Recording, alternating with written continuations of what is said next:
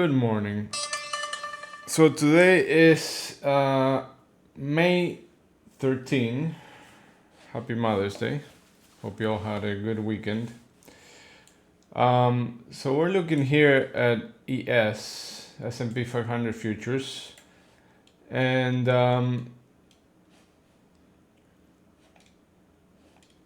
we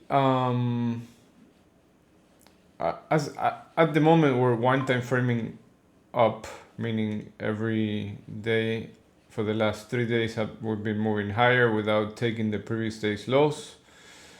After balancing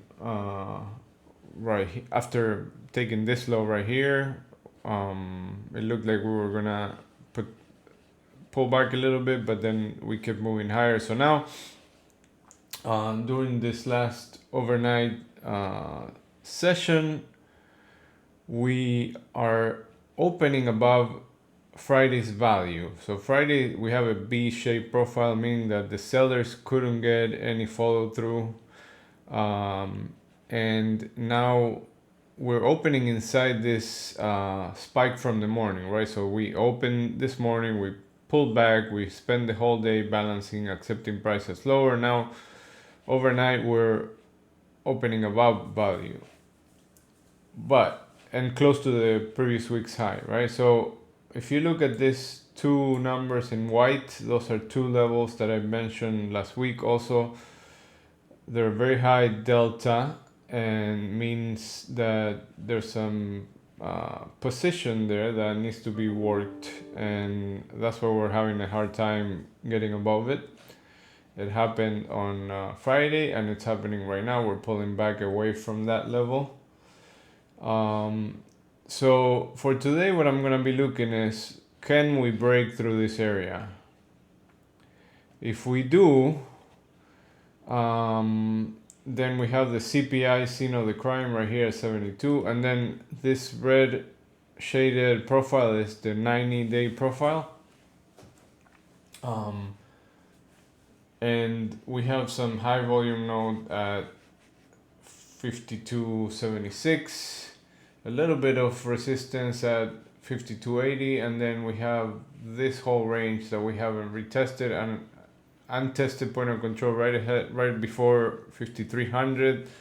That was a target from a day that we didn't have access to the upside, so I have that marked as my target. And then, if we could going higher, then my final target for today would be 53.05 if we get there.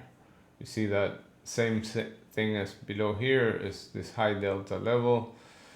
53.05 is my last target for today.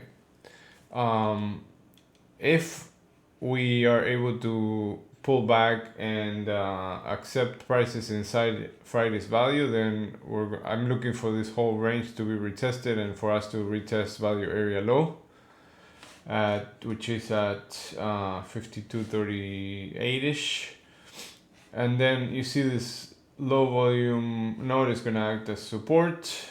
But if we break through, then I'm expecting this range to be retested and a move back down to 5212, which is the 20-day point of control. Below that, 5200 is support, and if that breaks, then we come back to retest the 50-day moving average, and then we have the unfilled gap that I've been talking about for a few days. We also have another large gap here, but I don't think all that's for today. I think that could be a possibility for this week after the inflation numbers, the PPI, etc.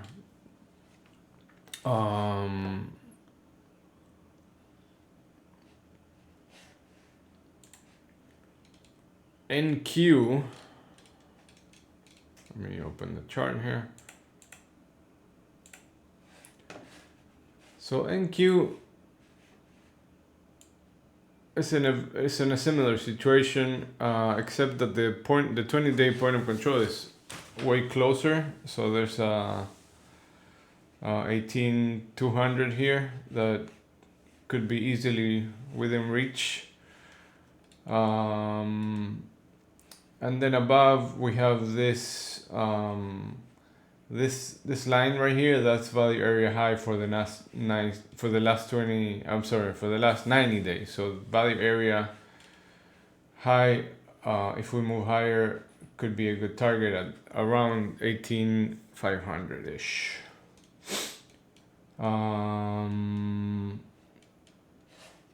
Let's look at crude oil.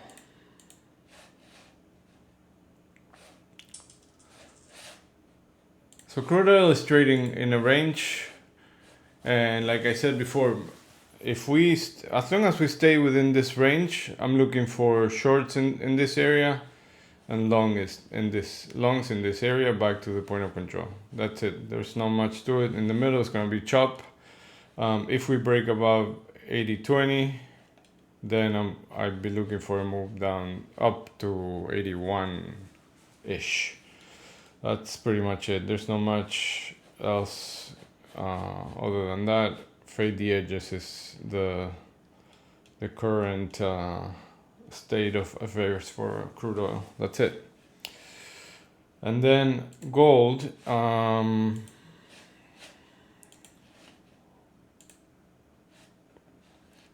Gold had broken the range below, and it moved.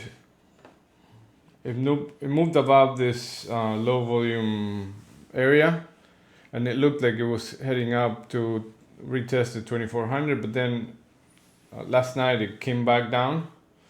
So I'm gonna look and see if it holds this area.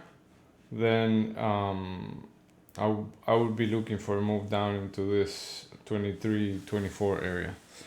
If it comes back above, let's say 66, then I'm gonna be looking for another up move to close this RTH gap at 23.87.7. But gold could be a little crazy. It could go back and forth before it hits all those levels. So so far I'm looking at this range, move back into this area and to the 23-24.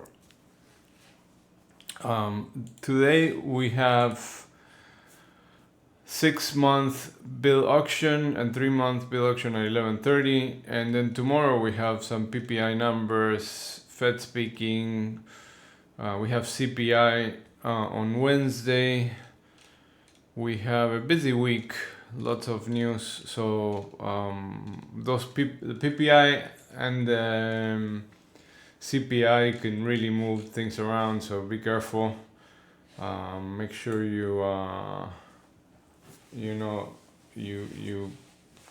know that this week anything could happen.